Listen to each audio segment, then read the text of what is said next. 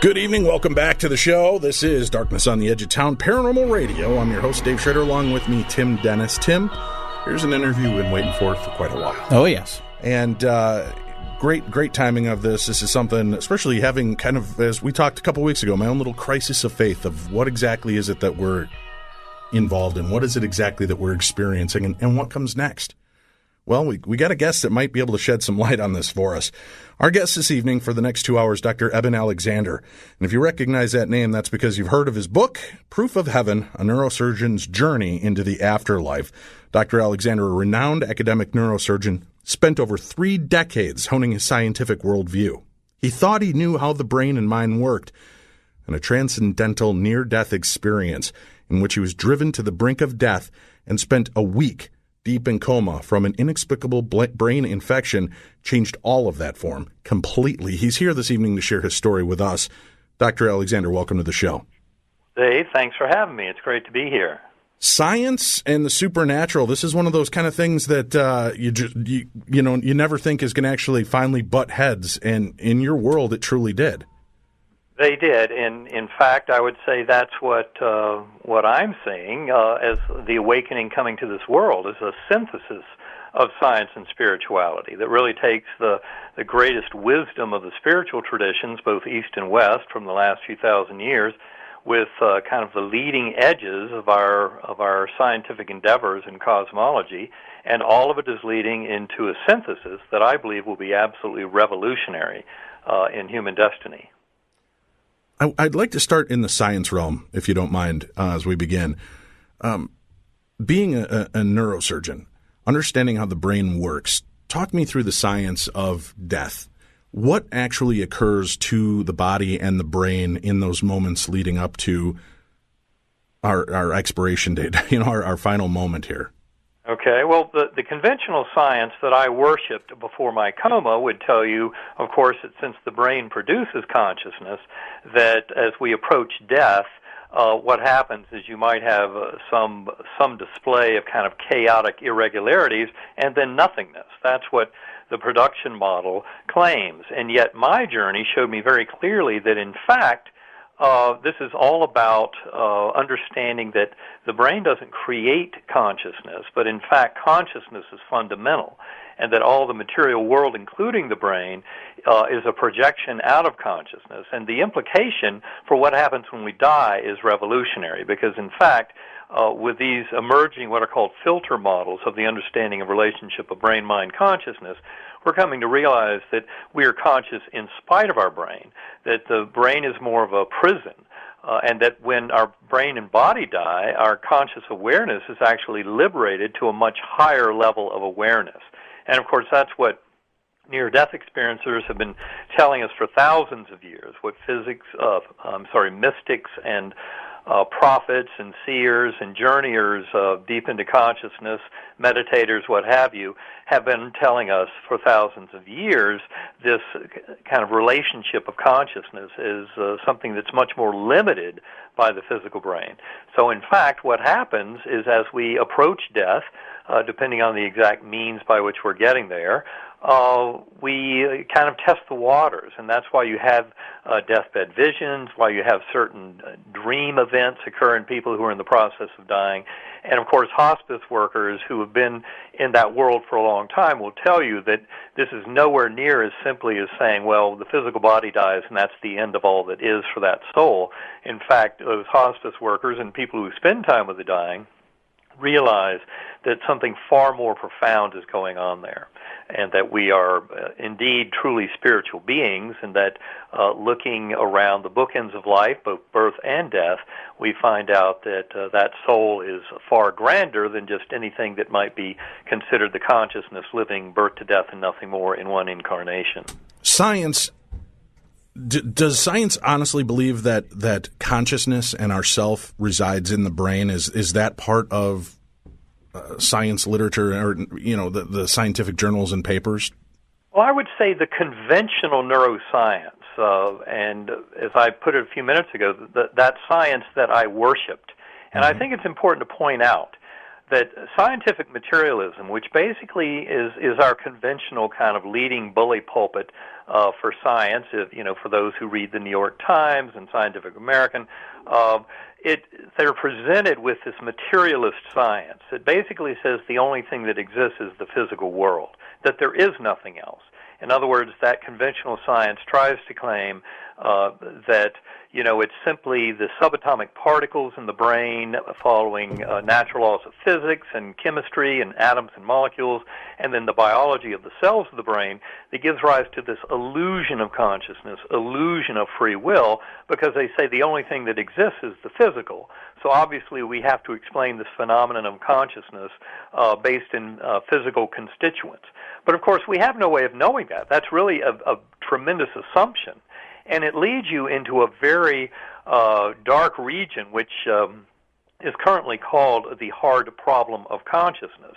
That term arose from David Chalmers' beautiful book, The Conscious Mind, written in 1996. But it points out the extreme challenges to physicalist science in trying to explain anything about consciousness. And in fact, when you get right down to it, no matter where you go in terms of seeking the deepest answers from the most knowing sources on earth, the most brilliant neuroscientists, philosophers of mind, what have you, what you'll find is that not a single one of them can offer up even the vaguest kind of rough collection of kind of phrases that might become a sentence to explain anything about how the physical matter of the brain might give rise to consciousness. I mean, this is really a very deep problem, and in fact, I would say that what you see happen is the further along this pathway of deep exploration of consciousness scientists go, they all end up going over the deep end and realizing that there is no way to explain it within a fully, completely physicalist-only model. And that's why I say that conventional science is a faith-based religion that actually has less to support it than the main faith-based religions. It's really kind of shocking. And it's also amazing that that smoke and mirrors trick of conventional scientific materialism that tries to claim nothing exists but the physical has lasted so long. And it's not because it actually has anything to support it, although the proponents are fairly outspoken, even though they have nothing to put out there when you ask them for an actual explanation of any of the mechanisms involved. Like I said, the hard problem of consciousness is probably the deepest mystery known to all of human thought. And one of the problems is we are all essentially prisoners within our own consciousness. So to question anything about it is like asking a fish what it's like to be in the water. They kind of look at you quizzically like, what are you asking? Same thing about consciousness. But we are each and every one of us prisoners of within our own consciousness, which is an internal construct of what we presume to be out there. And the brain and mind is so absolutely fantastic at constructing that illusion that we buy into it. And that is where, of course, the physicalist science is doomed, because consciousness itself is a far deeper mystery than you can possibly explain from within the limited confines of pure scientific materialism, or the idea that only the physical exists. I'd like to take you down a couple of different pathways before we delve too much deeper into your story. What does science really know about death? Or do you think that we have a good grasp on it yet, or do you think that there is still so much that science needs to accept or reconsider? Well, what I would say is this is really far more fundamentally a question about what is the nature of consciousness and the relationship of brain and mind. That's what it's really about. And the only way to get the reason I was asking what happens after we die, from my point of view, is from a very broad kind of study and investigation of the phenomenon of consciousness itself. This is something that in some sense is being forced on the conventional scientific community in the form of the measurement problem in quantum mechanics. Because in fact, for more than 115 years now, throughout the evolution of notions about quantum mechanics, the evidence has been right there staring us in the face that consciousness is fundamental, that consciousness actually creates all of emerging reality. And yet our physics community has had great difficulty kind of coming to an interpretation of what those experimental results are actually telling us about the nature of reality. I'm wondering about death. The reason I wonder is we do a lot of news stories on the show where we talk about people that have been called dead. Doctors have called it, nurses, and they put these people into the morgue, whatever, and they seem to come back, even though through all science and intents and purposes, these people were brain dead, heart dead, body function shut down, and then they come back to life. I know it's not zombieism that we're dealing with, but what I'm curious is, do you believe that we really do have an understanding in science of what it means to die yet, or are we still learning that curve in science? Well, I think we are on a very steep part of the learning curve, and again, it has everything to do with understanding the nature of consciousness itself and relationship of brain and mind. And I believe that, for example, the resources I often point out to people who want to learn a lot more about the scientific aspects of this discussion, which I would broadly say is the discussion about evidence for non-local consciousness. That is, that consciousness is fundamental and the brain is secondary. The two main resources, one book is, I mentioned in Proof of Heaven, that book is called Irreducible Mind, Toward a Psychology for the 21st Century, edited by Ed Kelly and others out of University of Virginia Division of Perceptual Studies. And then the follow-up to that book, Irreducible Mind, came out in 2007. There's a follow-up in 2015, published in February that year, called Beyond Physicalism, Towards Reconciliation of Science and Spirituality. This has to do with a much, much deeper understanding of the nature of the measurement problem in quantum mechanics and what quantum mechanics is trying to tell us about the relationship of consciousness in the physical world.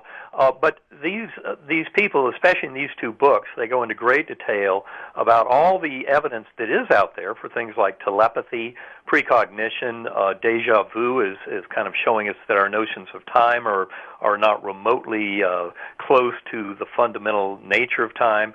Things like past life memories in children, indicative of reincarnation, near-death experiences, shared death experiences, which are very similar to near-death experiences, but occur in people who are physiologically normal, often loved ones of the departing soul, sometimes healthcare workers who might be nearby. They can have shared death experiences where their soul actually goes on the journey along with the departing soul of the patient who is dying, but then the bystander soul comes back. And the bystander soul might even witness a full-blown life review. So shared death experiences, which are actually quite common. I've heard many of them from my audiences. People share them with me. So all of these phenomena that show that consciousness is not created by the brain, but actually has a certain independence of the brain, even to the point of, say, the 2,500 cases of past life memories in children that come out of the Division of Perceptual Studies at UVA, 2,500 cases where the best explanation is of reincarnation. And, of course, all those notions of, the physical brain creating consciousness or being the storage site for memories, there is no line of evidence in our conventional scientific thinking that shows any of that to be true. I mean, even something like finding memories in the neocortex is an exceedingly difficult business, and probably the man with the greatest experience of that in recorded history was the preeminent Canadian neurosurgeon, Dr. Wilder Penfield, who spent more than 3 decades in intensive study of the electrophysiology of the neocortex, of the surface of the brain, in awake patients. And he wrote a book in 1975 called The Mystery of the Mind, in which this renowned neurosurgeon said very clearly the brain does not create consciousness at all. And he also said you will not find free will in any part of the physical structure of the brain. He realized from all of his intensive scientific work that mind and consciousness are not explained by the brain at all. And I think our modern scientific community is finally beginning to wake up to that kind of message, because the lines of evidence are overwhelming that consciousness is not produced by the physical matter of the brain. And that's where it, of course, gets very interesting. But I would say, yes, the science is waking up to this much deeper truth. When the brain is physically dying, have they done studies into how it shuts down? Is there a specific way, or is it different in every patient? And I'm talking about just regular, death occurring, not necessarily a brain hemorrhage or anything along those lines, but just as the body's shutting down. Do we see a specific map or neural pathway that the brain follows to die? No, I would say that's not quite the case. It's nowhere near as simple as that. And of course, one of the issues is that you have to pay attention to the details. I mean, what is it that is leading to someone's death should have a lot of relevance to the exact kind of process and sequence of events that one might measure in the brain during that process. But the interesting thing is, if you take the whole category of tens of thousands of recorded cases of near-death experiences, and these come from all possible, imaginable types of medical situations that might lead one into death. But the interesting thing is, in spite of all that extreme variety in terms of the pathophysiology of leading one towards death, there are very common kind of pathways of experience.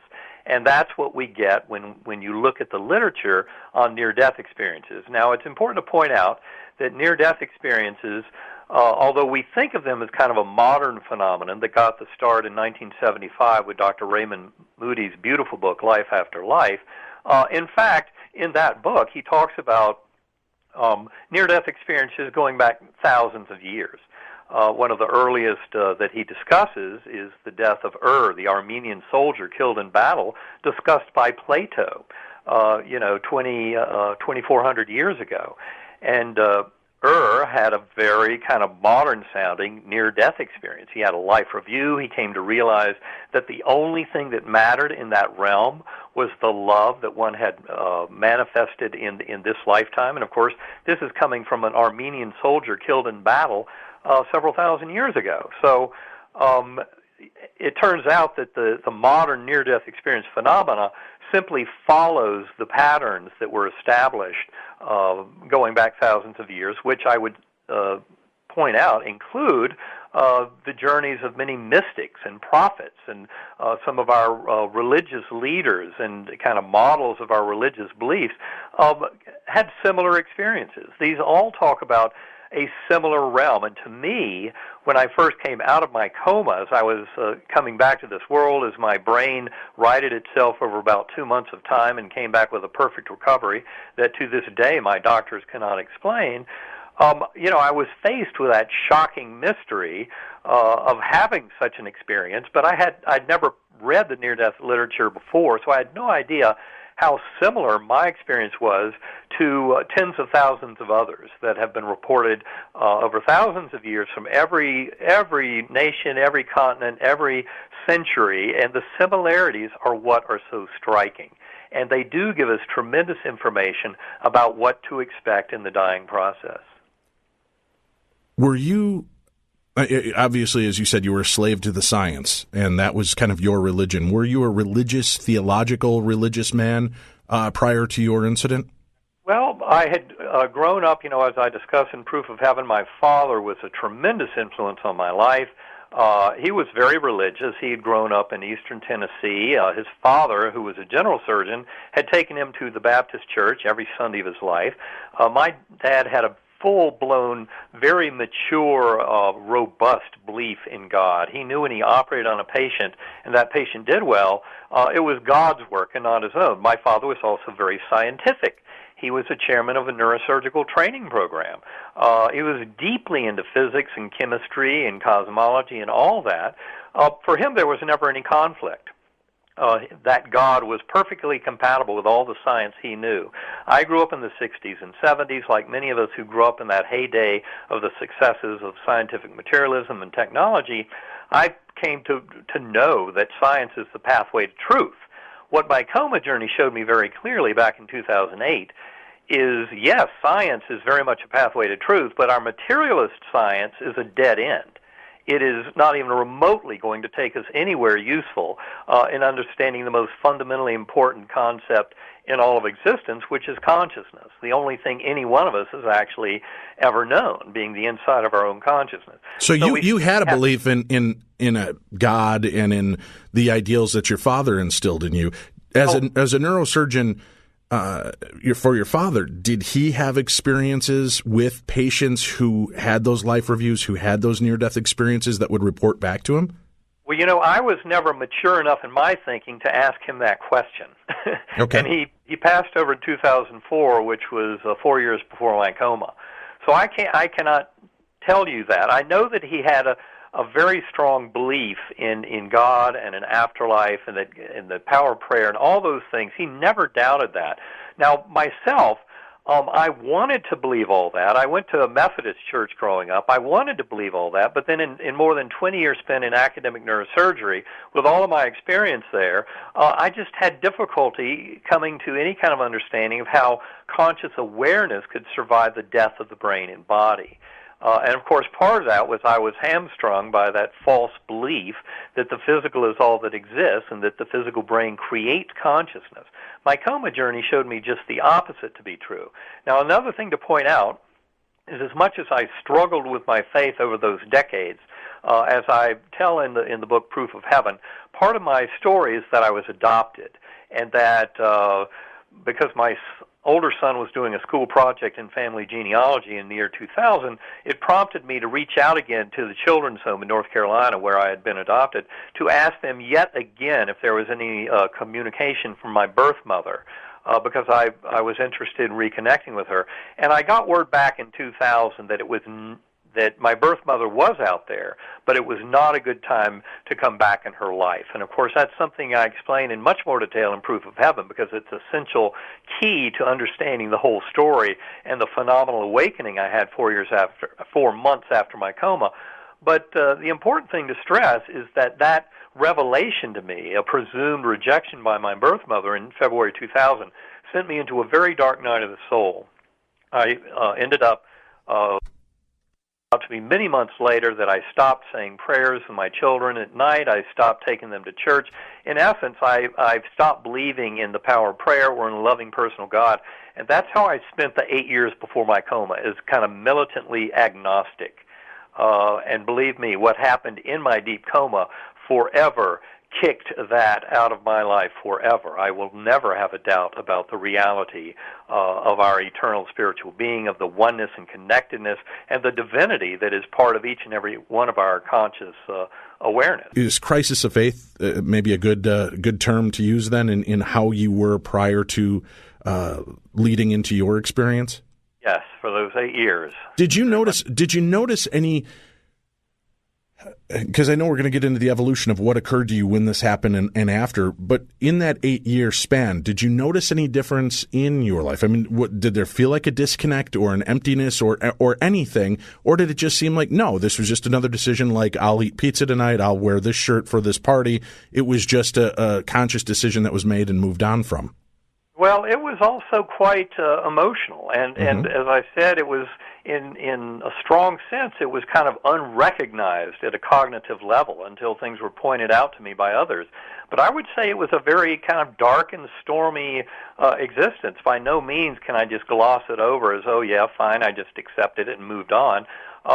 there was a lot of turbulence and kind of up and down in my personal and professional life, and trying to kind of right myself and come to a deeper understanding. And, you know, in retrospect, just like so many of the kind of bad events of our lives, they make no sense when they're happening.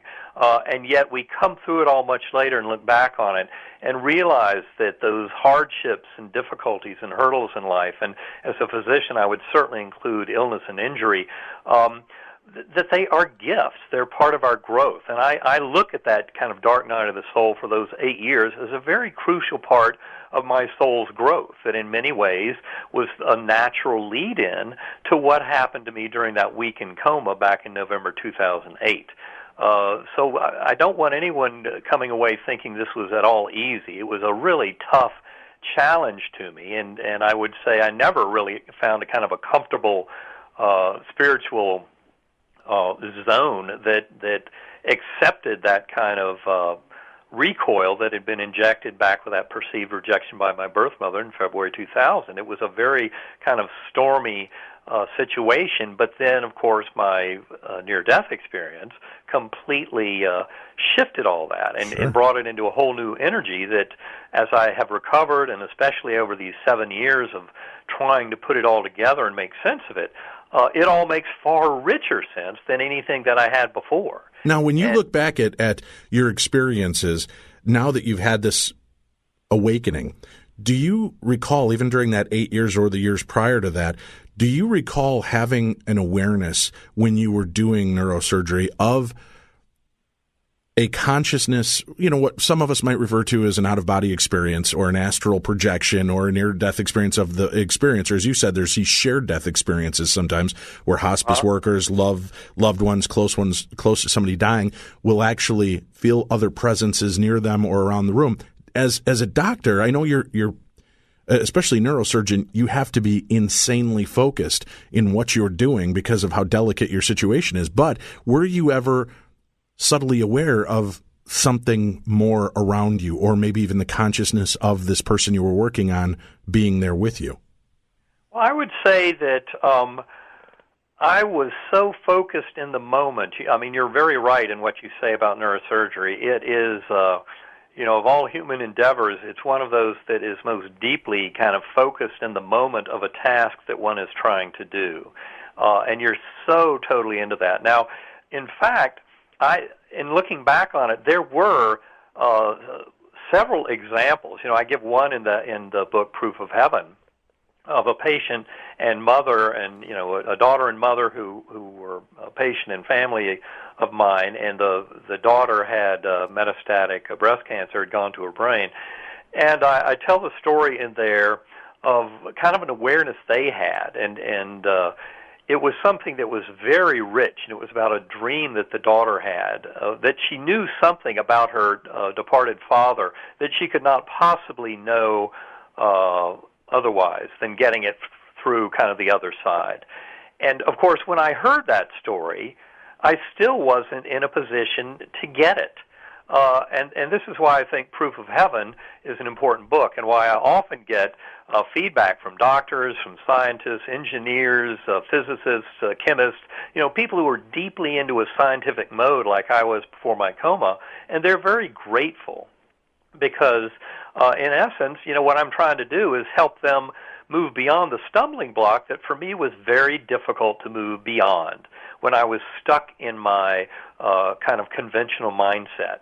And even though, looking back on it now, it's almost humorous to see how kind of I would say I was somewhat dull-witted and kind of unable to see the light.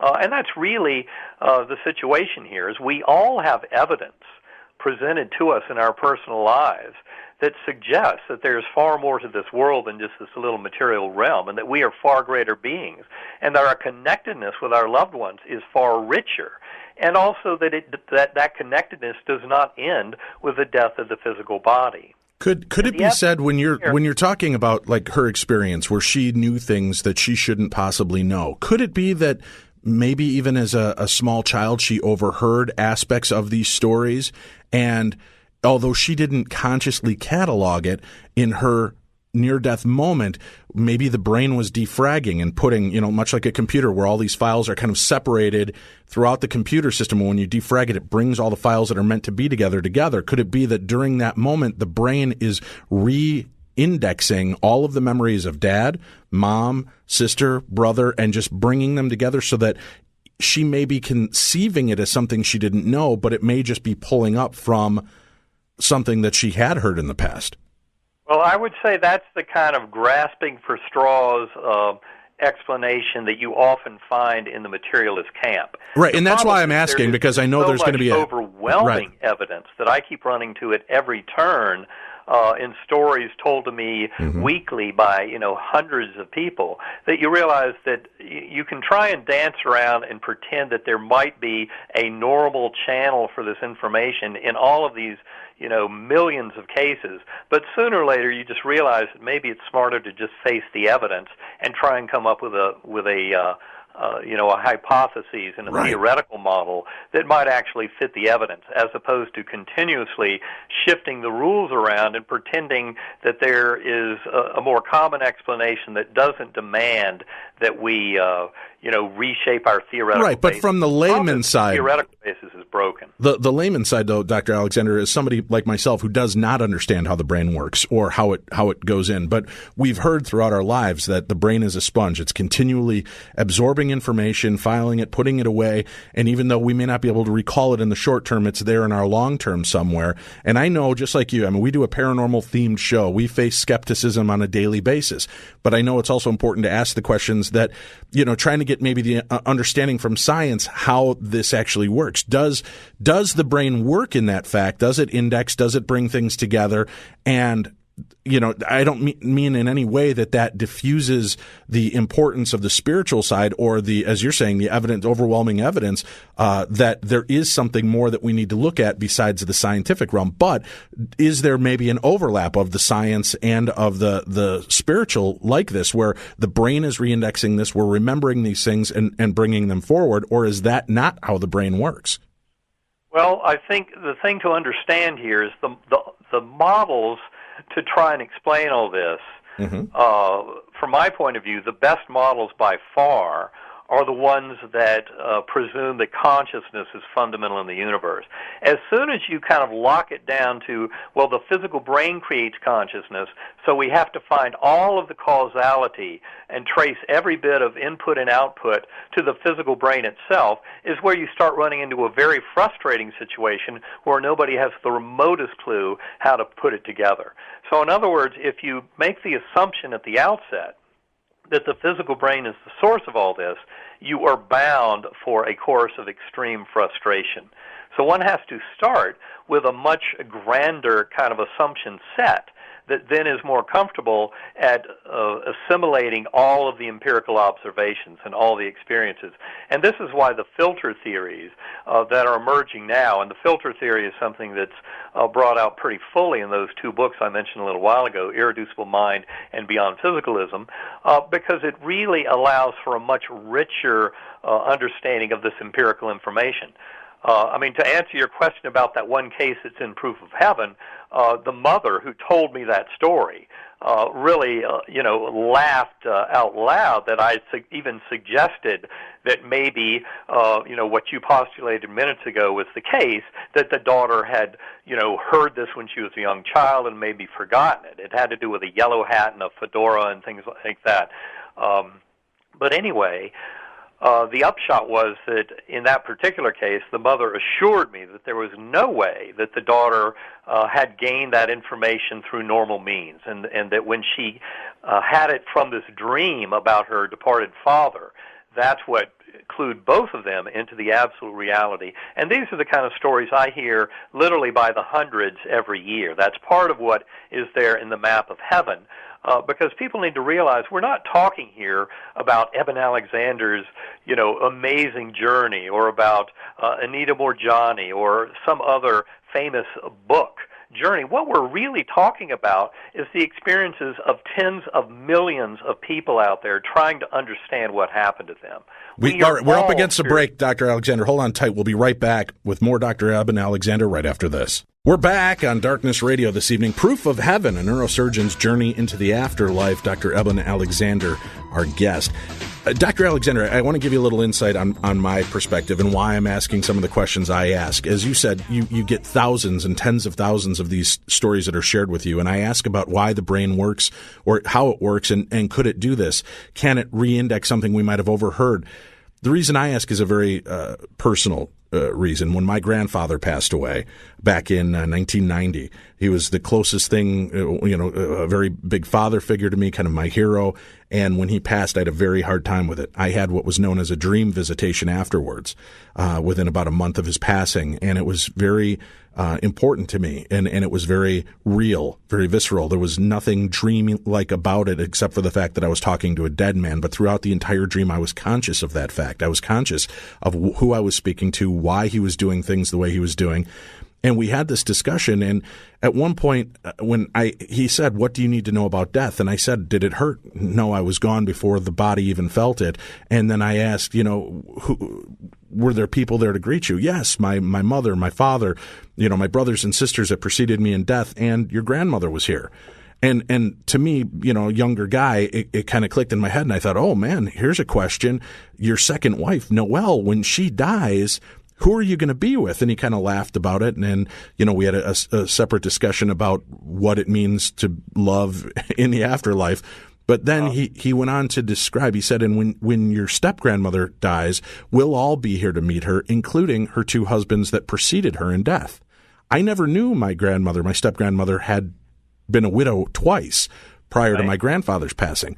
So that's why I asked, could that be a possibility? Because I'm still seeking answers. I'm open and I believe in different aspects of the spiritual realm, but it still means I'm still questioning these things. It's still part of my journey. So, the most straightforward explanation, and this, of course, is one I can tell you I've had thousands of similar stories and statements told to me by people, and it's very simple to me. Of course, your grandfather's soul was communicating with you very directly in that dream. It's very real. I've heard stories of people gaining information like that about health issues, like a departed mother telling a daughter in a dream to have that mass in her left breast, check, and there's a mass, and go get it checked out.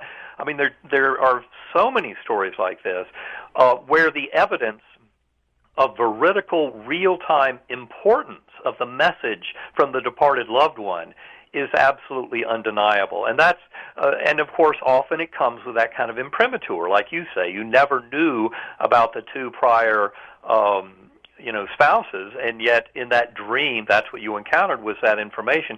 And those stories are out there. I mean, I cannot tell you how common they are. And to me, they're a beautiful gift. And what they're telling us is that there's no such thing as end of the soul. Our souls and soul connectedness is everlasting.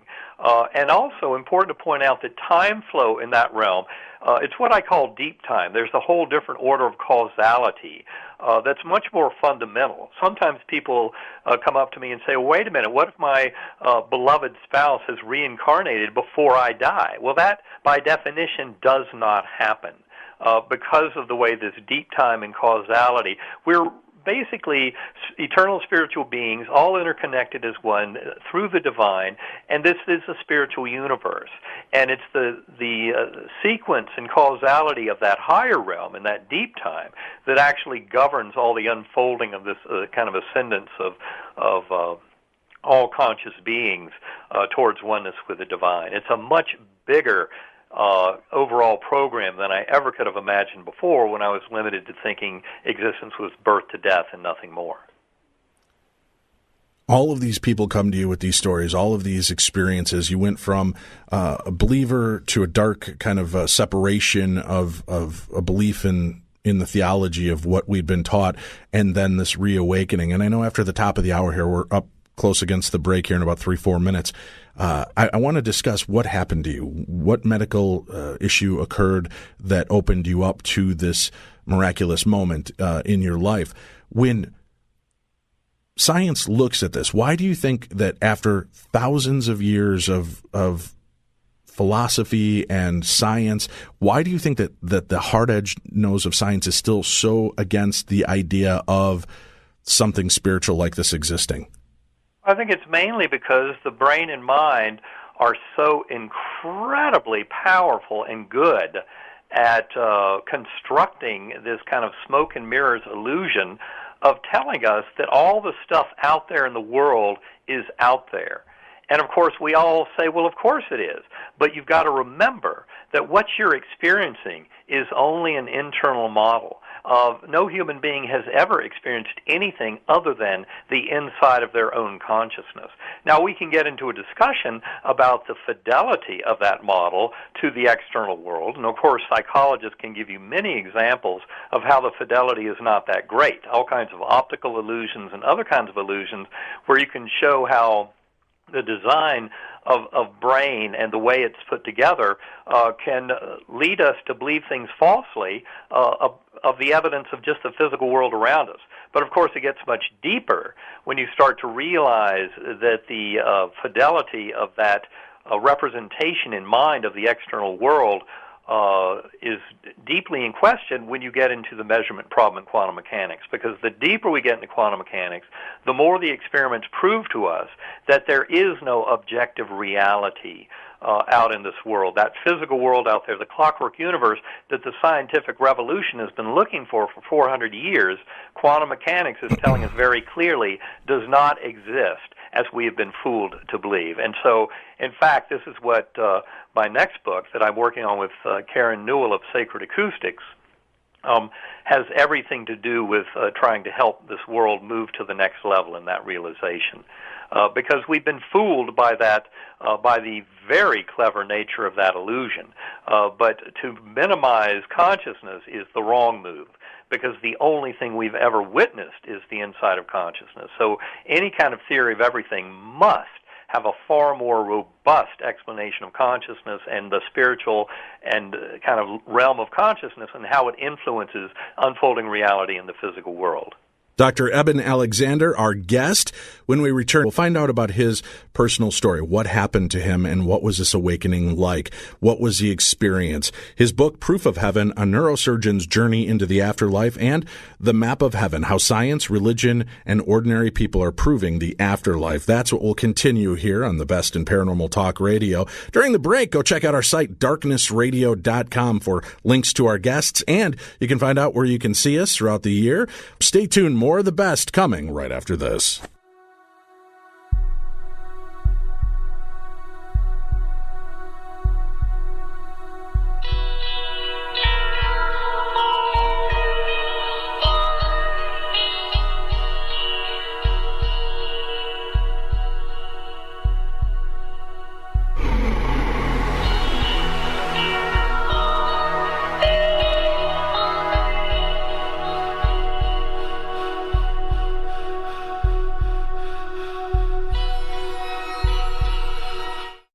The following is an encore presentation of Beyond the Darkness.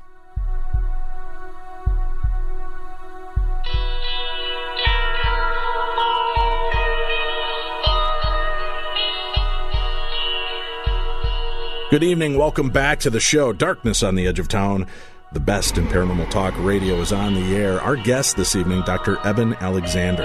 And if that name sounds familiar to you, it's probably because he's a New York Times bestselling author, an experiencer, and he's written the book Proof of Heaven, A Neurosurgeon's Journey into the Afterlife, and The Map of Heaven, How Science, Religion, and Ordinary People Are Proving the Afterlife. This evening we've been discussing his background, his religious beliefs, his science, and now we're going to delve into the different part of this story. We're going to talk about his near-death experience and what happened to him during this moment and how this has affected and changed his life. This is something that drives so many of us, the fear of death.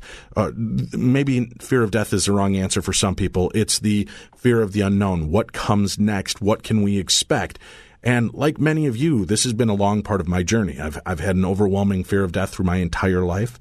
I've had a religious background and belief system, but I still find myself now at the age of 48 at a crossroads and finding conflicting moments. And maybe I'm about to enter my own dark realm where I need to question these things so that the awakening is even more important to me. And you'd think after all of the shows we've done over the last 11 years, 10 years here, Tim, going into our 11th, that I would have a better handle on this. And I don't. It still freaks me out, right? Understandable. The ideals behind it, when you look at the idea behind religion, behind theology, a lot of it doesn't hold up. It just doesn't hold up. Mm-hmm. And then you have these flashes, these moments where you come into contact with people like Dr. Eben Alexander that have had a true awakening. They've hit that side. They've broken through and had an experience, and they're back to talk to us about it. And now you find yourself in this moment of faith again. Faith meaning that you have to listen and open your heart, open your consciousness and your soul to the belief of, what does this man say? Does this make sense to you? And does this open it up to the possibilities that there is so much more? We're not just a candle in the wind waiting to be snuffed out, which has always been my fear, right? I mean, it's the idea that someday it's just going to be gone. And there's nothing. There is no consciousness. There is no light. There is no dark. There is no heaven. There is no hell. It's just gone. So this is a big part of why I've been really excited about having our guest on the show and sharing this, because this next part to me is I think what so many of us want to know. Dr. Alexander, we've heard about your background. We've heard some of your thoughts and belief systems leading up to this moment. Talk to me about what happened to you, please, and the medical mystery and medical experience you had. Okay. Well, it is all something that basically would have been impossible by my prior understanding of brain-mind consciousness and the neocortex. Our conventional neuroscience would basically say that my journey could not have happened. And that is why I've been asked to speak to more than 25 medical and surgical groups over the last 3 or 4 years, because they realize that the real gift of my whole situation and journey and sharing of my story was really the diagnosis. I came down with a severe case of gram-negative bacterial meningitis. That's the very worst and most deadly form of meningitis you can have. And in fact, it hit me at 4:30 in the morning, November 10th, 2008. And in 3.5 hours, I was driven deep into coma, having status epilepticus, unbreakable grand mal seizures. And that's when I was taken off to the hospital emergency room. Of course, I remember none of that. I went into coma right there at home due to these seizures and due to this overwhelming meningitis. Now, the doctors who took care of me realized by having gram-negative meningitis and by going into coma so quickly, anything less than 24 hours with that diagnosis, if you go into coma quicker than 24 hours, you're down to a 10% chance of survival. No more than that. And, of course, that was the rosy prognosis when I first was taken into that emergency room. Now, any doctor who takes care of such patients, when they go through my medical record, will realize that a patient that sick from gram-negative bacterial meningitis, by day 2 or 3, they're either waking up or they're dead. And I was still there, even though my neurologic exam showed global destruction of my neocortex even the first day, and my brainstem was badly damaged even from the first day. By day 7, the evidence was that there was no chance for recovery. I'd gone down to a 2% chance of survival at that point, but no chance of recovery. And I can tell you to this day, my doctors have no idea how I had this full recovery. To me, the deepest mystery was in coming back and in trying to reconcile my experience. How in the world did I have any experience with the evidence that my doctors had and showed to me about destruction of my neocortex, given that the neocortex is the most powerful calculator in the human brain? It's what is responsible for all of our detailed operations of conscious awareness, and yet my neocortex was so badly damaged that there's no way I could have had any kind of hallucination, dream state, or drug effect, because all of those would necessitate some part of the neocortex there to handle the calculations. None of that was there. Of course, this is stuff I go into in the appendices of Proof of Heaven. But in a nutshell, what did I remember? My journey started deep in this earthworm eye view, a very primitive, coarse, unresponsive realm, like being in dirty jello, very monotonous. And also, important to point out that all through my near-death experience, I was amnesic for the life of Eben Alexander. I had no words, no language, no memories of my personal life, no memories of human living on Earth or any of that, or this universe. All those memories were wiped out. Now, when I first came back to this world, as I was trying to make sense of it, I thought, well, I guess that is understandable given the destruction of my neocortex and the false view I harbored before my coma that memories are stored in the neocortex. They're not. But at any rate, it fits some of the early models. Now, it turns out that coarse earthworm eye view was very primitive and unpleasant. And if I had just gone there and come back to this world, I would have had a hellish near-death experience. I think hellish near-death experiences, which in the literature are only about 3 or 4% of all of them, are mainly incomplete, although I think the discussion gets deeper than that. But anyway, from my journey, I was rescued from that earthworm eye view, as I called that early primitive realm, by a slowly spinning white light that came with a perfect musical melody. And that melody and white light opened like a portal in a rip in the ugly fabric of that earthworm eye view and led up into this brilliant, ultra-real valley. And I was moving up through that valley, not because I had any body awareness, because I had no body awareness during any part of that, but I was a speck of awareness on a butterfly wing. And it was one of millions of other butterflies, colors beyond the rainbow, a very beautiful kind of idyllic realm, this Gateway Valley, as I called it. Like I said, it was far more real than this material realm that we live in. And that was the part that was so shocking, was that ultra-reality. And part of that, of course, is because you no longer have the filtering mechanism of the brain in the way to kind of damp things down to the little trickle of apparent here and now that we witness in our normal waking consciousness. In that realm, you have full-blown exposure to knowing and to a consciousness that is far richer than anything we ever experience when stuck in these bodies. And that's why NDEs are such remarkably dramatic and bizarre stories. Even though more than half of the millions of people out there who have had NDEs say basically that they cannot put into words, that they're much more real than this world.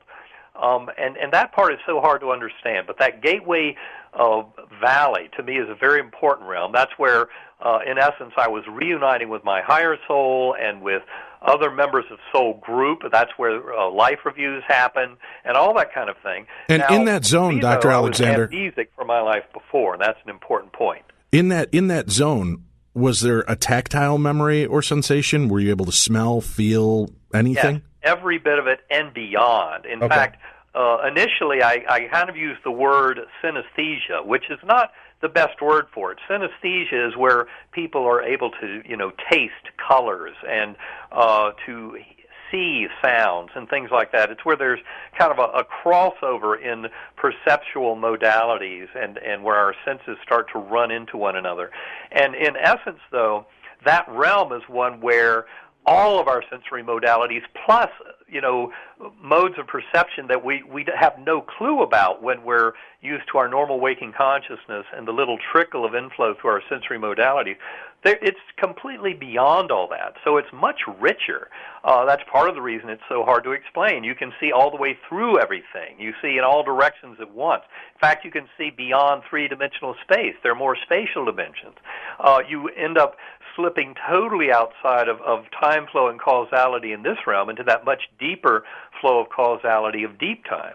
Now, in that on that beautiful butterfly wing, those who read Proof of Heaven will remember that there was a beautiful companion, a lovely girl with sparkling blue eyes, high forehead, high cheekbones, a broad smile. She never spoke to me, but her thoughts came into my knowing telepathically, and not as words. But when I wrote the words down weeks later when I was trying to record all this, her message to me was fundamentally part of the message to this world from Proof of Heaven. That message is very simple. You are deeply loved and cherished forever. You will be taken care of. You have nothing to fear. And also, the one that I wish I had explained a little better at that point in the book, you can do no wrong. Because the deep reality here is we are living in soul school. And as much as I came to realize in my journey that soul school is trying to put us in a direction of living a life where all of our choices are made out of love for all of our fellow beings, compassion, forgiveness, acceptance, and mercy. And the more we can follow those directives of loving one another, realizing the divinity within all of life, and that we are all in this together, the closer we come towards a direct ascendance, towards that oneness with the divine over multiple incarnations. But we have the gift of free will and can make other choices. So if we make those choices, handing out pain and suffering, being greedy and selfish, we either make amends for that in this life, or we must make amends for those negative behaviors in that life review. And that life review is done when we've reunited with our higher soul in that infinite light of pure love of the divine. And it's really no judgment from elsewhere. It's judgment really from our higher souls and soulmates in going through that. That's what that life review was all about. Now, that Gateway Valley was just a stepping stone on the way to higher and higher levels, because I remember seeing the four-dimensional space-time collapse down, and then seeing even those spiritual realms in that deep time collapsing down and ascending into higher spatial and temporal dimensions, all the way out to what I call the core. The core, infinite, inky blackness, but filled to overflowing with the unconditional love and its infinite healing power of that divine source of all of the universe. And this brilliant orb of light that to me seemed to serve as kind of an interpreter or translator. And I must say that realm of the core is almost impossible to put into anything remotely descriptive using our earthly language. But that core, that oneness, I often describe as being similar to being on the edge of a black hole event horizon, where, with just the slightest change in mode, you're just into the pure oneness without any kind of separation of anything throughout all of eternity and infinity, and then you slip over into the just outside that horizon where you start seeing all of those multiple layers of dimensionality and causality re-unfolding down towards this lowermost realm, this four-dimensional space-time that we live in. So much of this is really impossible to put into words, but the spiritual journey was very strong and very powerful. And what I would do is inexplicably tumble out of that sanctum sanctorum of the divine, the core realm, that pure oneness, back down into the earthworm eye view, that very primitive, coarse, unresponsive subterranean realm. But it was by remembering the musical notes of the melody, that beautiful melody that had first rescued me from the earthworm eye view and ushered me up into that ultra-real Gateway Valley. By remembering those musical notes, that's what enabled me to ascend back into that valley, and then through the angelic choirs above, once again, music, sound, vibration took me out to the outermost levels. And of course, I'm sure people realize by now, this is not music heard with any ears, and you're not seeing things like photons striking the eyes. This is a whole different way of knowing that far transcends a lot of our earthly ways of knowing. And what I've found is that I can often get back into these realms, and that's what I do with my ongoing daily practice of meditation. People who are more interested in that should go to sacredacoustics.com to learn more, but it's about using differential sound frequency to free up consciousness, in effect duplicating what happened with my meningitis destroying my neocortex, but this is doing it in a more reversible fashion by using differential sound frequencies to get into deep conscious states. So that's what enables me to go back and revisit those realms, even though I must confess that never in my meditative practice, which I've been doing for more than 5 years now, meditating an hour or two every day, I've never been able to duplicate the full-blown ultra-reality of the gateway and core realms. But it could be that I have to wait until the next time that my brain dies, that it is just gone from the world, to achieve that kind of extreme ultra-reality. But it's one that has been described by millions of other near-death experiencers over time. You mentioned this angelic choir of sound. Is that a belief, or was there something that you could see that you would... Oh, it's far more than a belief. In fact, it's right. Far more than just something you could see. It is such a rip-roaring, concrete aspect of my journey. It just roars reality. That's right. I guess what I'm asking, though, is was it what we really understand? I mean, did you see angels? Did you or experience an energy that you knew to be angelic? Well, the way I describe them is these swooping orbs. They appeared as golden orbs, kind of elliptical shapes, leaving these sparkling golden trails against this blue-black velvety sky. Each one seemed to have a kind of a singular kind of personal being or harmony. They each had their own kind of voice, and the chants and hymns and anthems that were just pouring down from these swooping choirs of angels. And again, this was one of the most striking episodes of what I labeled a few minutes ago as synesthesia, because often those memories were so rich of those angelic choirs and how the music, the vibration frequency provided portals to higher and higher levels, that in just recovering those memories and early on in meditating back to those memories of those choirs, all of the beautiful visions and colors and sounds that could not possibly be reproduced in our four-dimensional space-time through the very limited physics of the here and now, it was just absolutely shocking. I mean, anyway, which certainly includes returning to it through meditation, is just a really profound experience. And this is why in the book Map of my second book, I make it very clear, especially in the appendix to that book, which is entitled The Answers Lie Within Us All, that the only way to get to this is not through reading about it and going to lectures and listening to people talk, but by going within. And once you realize the brain is not the creator of consciousness, but actually the reducing valve or filter that limits primordial, infinite, universal consciousness down to this tiny little trickle, you start to realize that maybe going deep within is a great way to go out into this universe. And that's exactly what it is. This is why I do all this hard work with sacred acoustics, to try and bring these tones to people, to help people get into deep meditative states. You don't have to die or almost die to know everything I know about those realms. A long-term practice of meditation will enable people to get deeply into knowing this. But, you know, in the U.S., in our Western culture, we like a quick fix. We want to take a pill or whatever quick little button we can push to get us where we want to go. Well, the universe is one of great justice and karma, and there's no way to get any of this, you know, without paying whatever price. You know, I had to pay the price of that NDE. To me, that was a small price to pay. I realized the gifts that I got out of it far outweigh anything of the price of tuition going in. And likewise, I would say you can cultivate this with the practice of daily meditation. If you don't already have a way of going within with centering prayer, deep meditation, that's why we offer up the tools of Sacred Acoustics, so people can go to sacredacoustics.com to download more and learn more about that. But by being a conscious being, you can come to know all of this and about eternity of soul long before you have to face physical death. Did you have a conscious, and I know this will sound strange because of the way you've explained this, but I don't know how else to pose the question.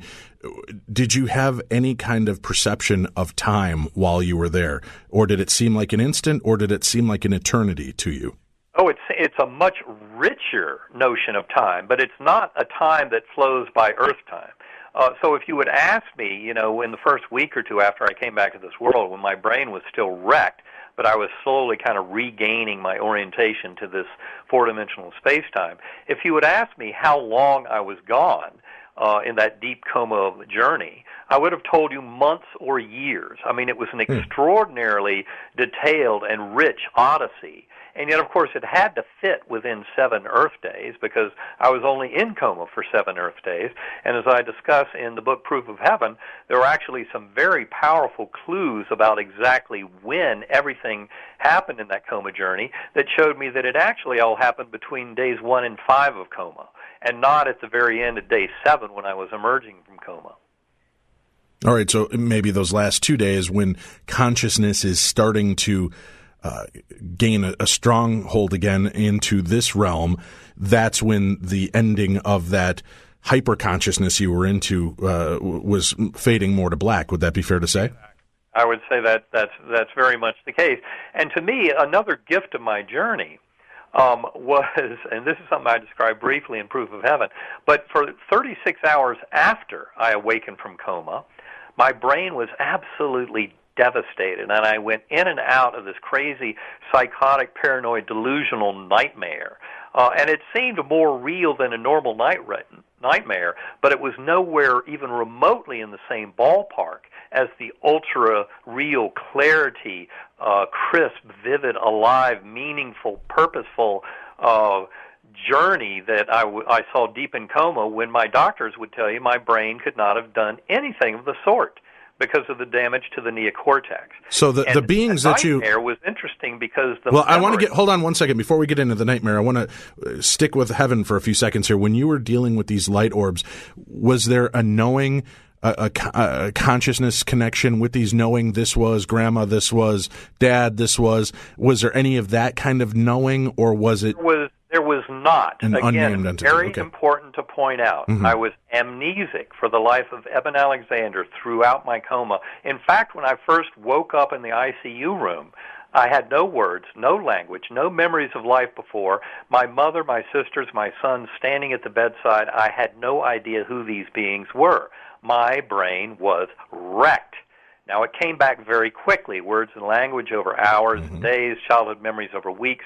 All of my knowledge of brain-mind consciousness gleaned over, 20 years plus in academic neurosurgery came back over 8 weeks. So the recovery is miraculous. But important to point out, when I first came back, my brain was devastated. Was there a connection with what Christianity would call a God during that time?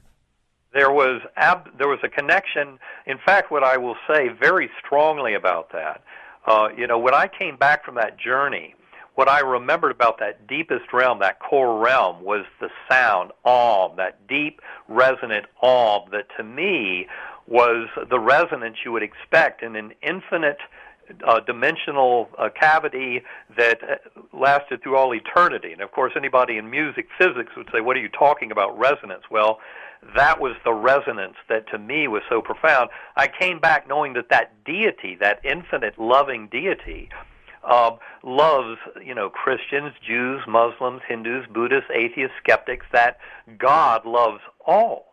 But it's a God of pure love and of absolute infinitely healing power that I came to see as the core of all the mystical traditions of all the great faiths. So this is not kind of a presence, a source, a power that can rightfully be claimed by any of the religions. And yet it can also be claimed by all of them, as much as they are teaching oneness, love, compassion, forgiveness, togetherness, that we're all in this together. And reincarnation is an absolutely essential part of it.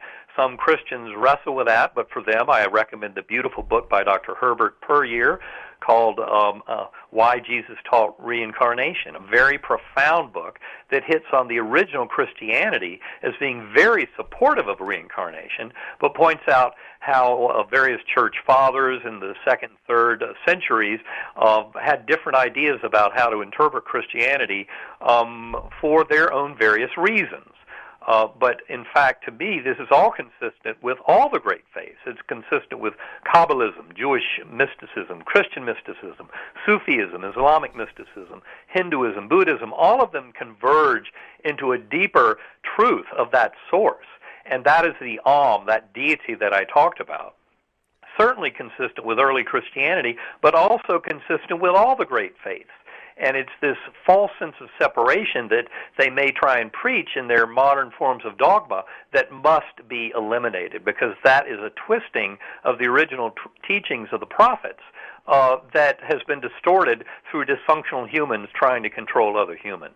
When you came out of this, you had this amnesiac moments while you were in that other realm. When you were back, your brain was scrambled and you were facing these paranoid delusions, this nightmarish quality, like a hell on earth here when you returned. How does someone who is essentially, brain damaged to an unbelievable extent still retain all of these memories as such a cognitive experience? Well, I can tell you it completely, absolutely defies everything I thought I knew about brain, mind, and consciousness before coma. So yes, it flies absolutely in the face of our conventional neuroscientific thinking, especially as it pertains to the very rudimentary ideas of consciousness, which really are extremely limited in our neuroscientific framework. So it just violated everything, and Right. to me, that's why it was such a struggle. Initially, as my memories of brain-mind consciousness were coming back over those 8 weeks, I was also in the process of going to the hospital, talking with my doctors, and reviewing my scans and medical records, trying to make sense of it all. And that's the struggle that is reflected in the book Proof of Heaven, was trying to explain it as a physicalist scientist, trying to cram all this somehow into the brain, and yet my diagnosis and my clinical course completely defy that. And in fact, I would say that for years after my coma, I was haunted by the fact that all this did happen, that I had all these memories, and yet they were completely impossible based on our conventional understanding. Talk to me about the paranoid delusional nightmarish extent of what it was like when you came out of that realm. Well, and that, of course, that was another gift that I was mentioning a few minutes ago. Remember that much of what happened, even when I was waking up from coma, I don't remember. It was told to me by my family members. And then, of course, over a few days, my memory formation started to work again. But I was just haunted by how could all this ultra-real stuff have been deposited there. Now, as I mentioned, I did have those 36 hours where my brain was still so damaged after I first woke up from coma and the breathing tube was taken out, where I would go in and out of these kind of crazy, delusional scenes. And the interesting thing is that I wrote everything down. My older son, who at that time was majoring in neuroscience in college, and he had been there, during his time when I was deep in coma. He had first walked in that room the first night I was in coma and saw that corpse being ventilated 12 times a minute by the machine was no longer his dad. He knew enough neuroscience at that point to know that I was devastated. And so, like everyone else, he was absolutely shocked by the miracle when I started coming back to this world. And he was the one who came home 2 days after I got out of the hospital. It was the day before Thanksgiving, 2008. He could see that I'd been transformed by this. He took one look at me and told me much later it was like there was a light within me that I was far more present than I'd ever been. I remember telling him at that time it was all way too real to be real, which was the best way I could put it into words, which to me meant it had to be a massive hallucination. And then I was on the track of trying to understand how that hallucination occurred. My doctors had already told me it was impossible to have experienced anything given the damage to my brain, but I knew I'd experienced all of that. I also had some clues in there about the timing of it all, and again, that just heightened the mystery. But he told me, my son gave me the best advice ever. He told me if I wanted my story to be of value, I needed to write everything down I could remember before I read anything about near-death experiences. And that's what I did. I spent the next 6 weeks, wrote about 20,000 words of the core experience. That's my original database that I can go back to. Given that I'd never read anything about near-death experiences before, it's really a very pure account of my experience, and it's not tainted by other people's experience and by my interpretation of others people's experience filtering into my interpretation of my own experience. And that's why that database was so With that said, Dr. Alexander, though, when you started to research near-death experiences, did it reawaken or open memories to be, oh, yeah, that happened to me as well? Oh, yes. That happened all the time. In fact, it was shocking. To me, the similarities were far more striking than the differences, especially when you look at the wide variety of medical situations, accident, injury, illness, what have you, that can lead us towards death. All the different ways that kind of our brain and body face up to those should give you an incredibly different repertoire of kind of NDEs if they're just some kind of random chaotic action of the dying brain. But that's not what you find. What you actually find is a tremendous amount of overlap and similarities. There are people like Dr. Bruce Grayson who have studied these experiences for 4 decades. Dr. Raymond Moody, just incredibly good scientists explaining these phenomena. And to me, that is the real gold mine, is the similarities far outweigh the differences. They're giving us some very fundamental lessons. The other thing to point out that's important is they do not necessarily follow the strict lines that you would expect given one's religious belief system.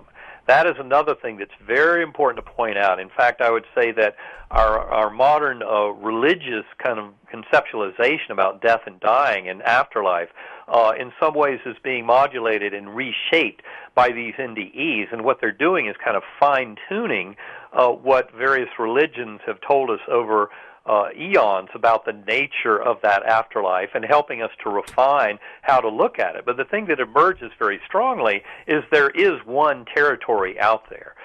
Yes, each and every one of our journeys has a personal nature to it, just like each and every one of us has never experienced anything other than the inside of our own consciousness.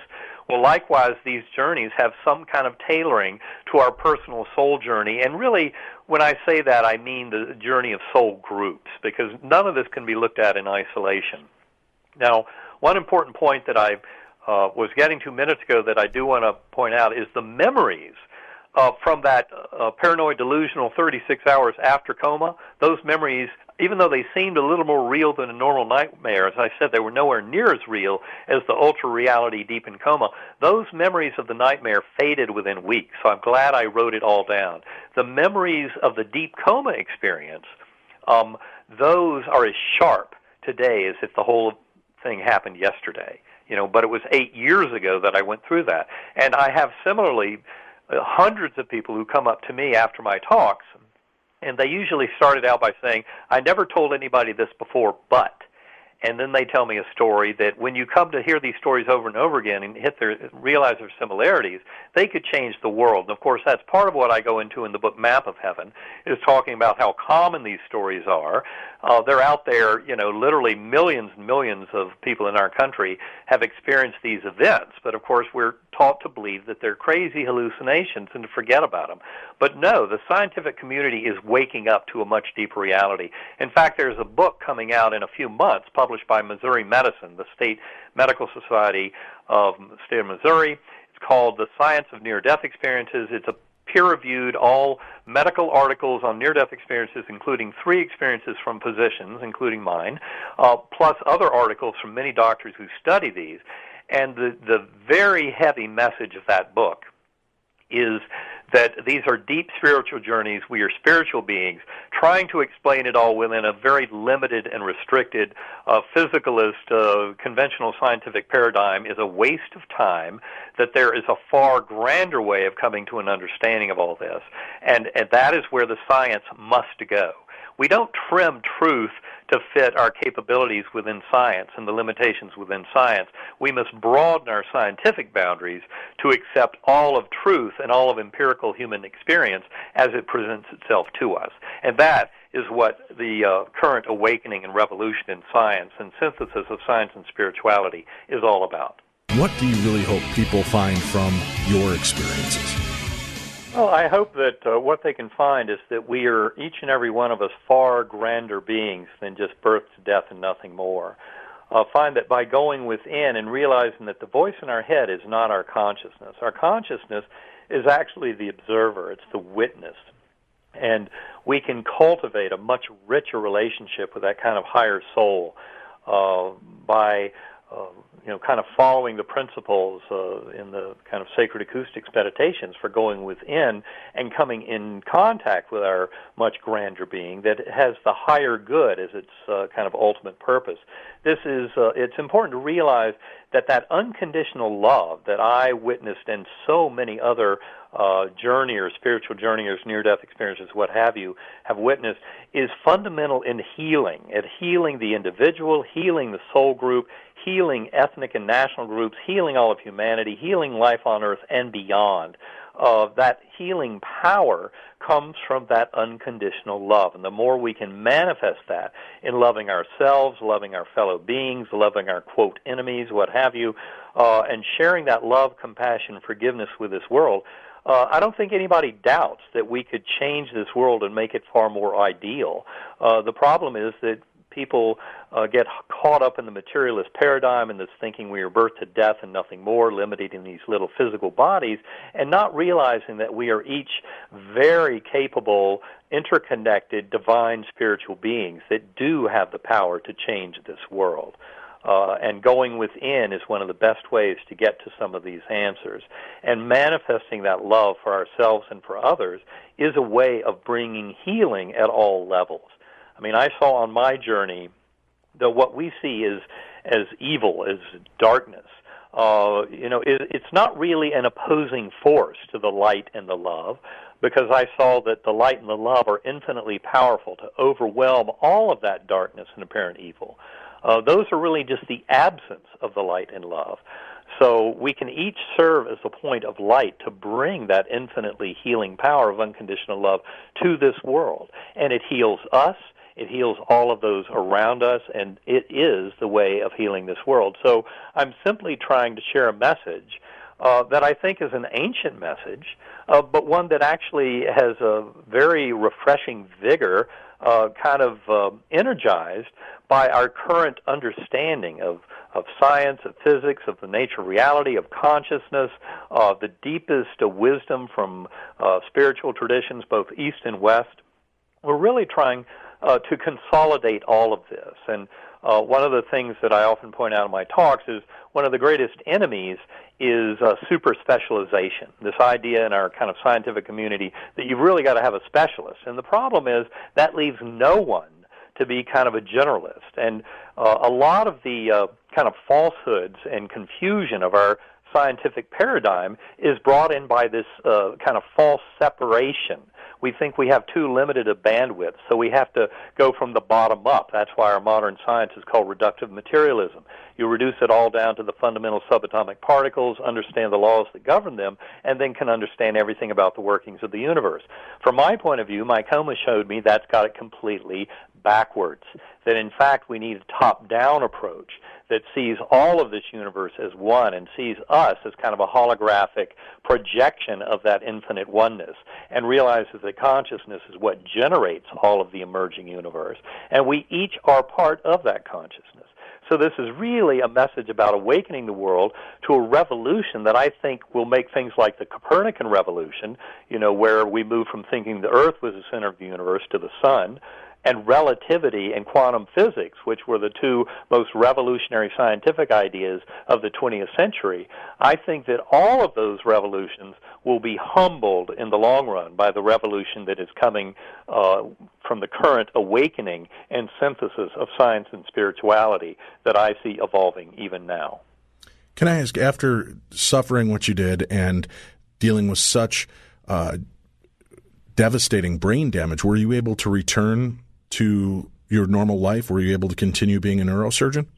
Well, it turns out before my coma, I was collaborating global research for a group called the Focused Ultrasound Surgery Foundation.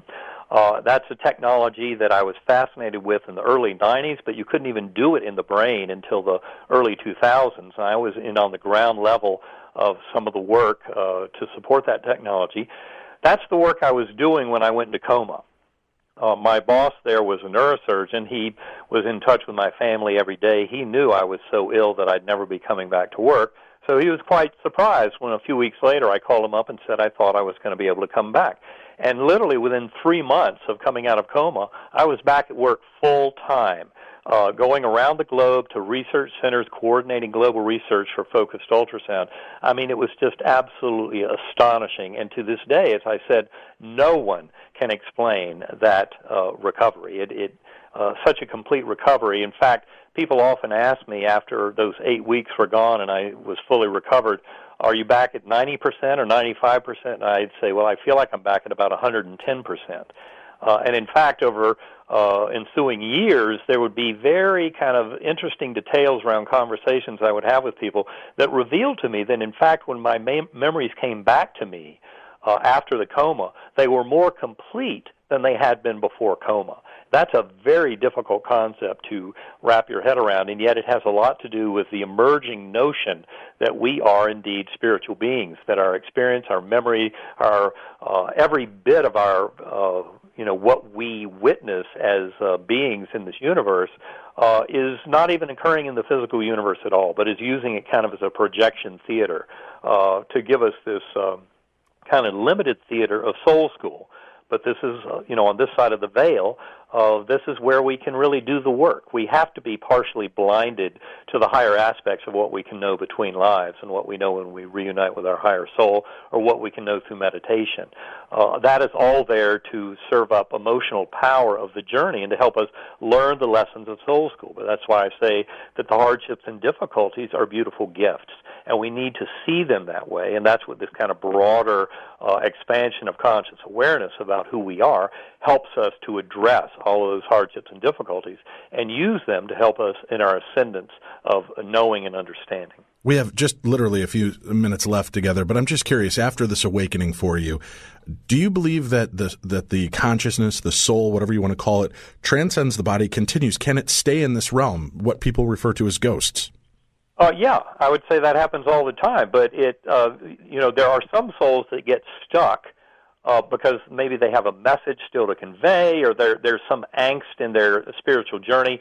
Some of them are stuck because they don't even realize they've died, things like that. I've done some work in trying to help souls in that situation. But much more common are those who have passed through very happily and beautifully to the other side, who then reach back to us in dreams or, say, in deathbed visions, escorting the souls of departing loved ones across, that are seen by those in shared death experiences, etc. And part of it is just realizing that our souls are truly eternal, that our interconnectedness is what is so important, the relationship, and that those are eternal. They do not end with the death of the physical body. Death of the physical body is only something that seems like an apparent bookend, from this end and this scale. But this is why it's so important to take the lessons of near-death experiences for what they are, that we are truly spiritual beings living in a spiritual universe, that we come in many incarnations, that it's all about the tapestry that we weave with all of our fellow soul beings, and that includes, those who we might see as enemy or nemesis, who in fact can be soulmates we're sharing very difficult lessons here to teach each other. It's just a much broader and more accepting way of viewing all of reality and of this journey that gives it great purpose and meaning. So for all of you seeking answers, looking for an idea of what to expect, I encourage you pick up the books Proof of Heaven, A Neurosurgeon's Journey into the Afterlife, and The Map of Heaven, How Science, Religion, and Ordinary People Are Proving the Afterlife, with our guest, Dr. Eben Alexander, and co-authored by Ptolemy Tompkins, a guest we had on a few weeks ago. Dr. Alexander, thank you so much for coming on and sharing your experience with us this evening. Well, thanks so much for having me. It's been a real joy, and I've loved talking with you. We'll look forward to talking to you when your next book comes out, hopefully later this year. That's it for this evening. We'll be back again tomorrow with more of the best in Paranormal Talk Radio. Well, there you go, folks. That's Dr. Eben Alexander and his journey into the great beyond with his near-death experience. I hope you enjoyed it on this way back Wednesday edition of Beyond the Darkness. We'll be back on Friday with a brand new edition of Beyond the Darkness with a brand new edition of Theater of the Mind as well. For Dave Schrader, I'm Tim Dennis. Join us again Friday for a brand new edition of the best in Paranormal Talk Radio. This has been Beyond the Darkness.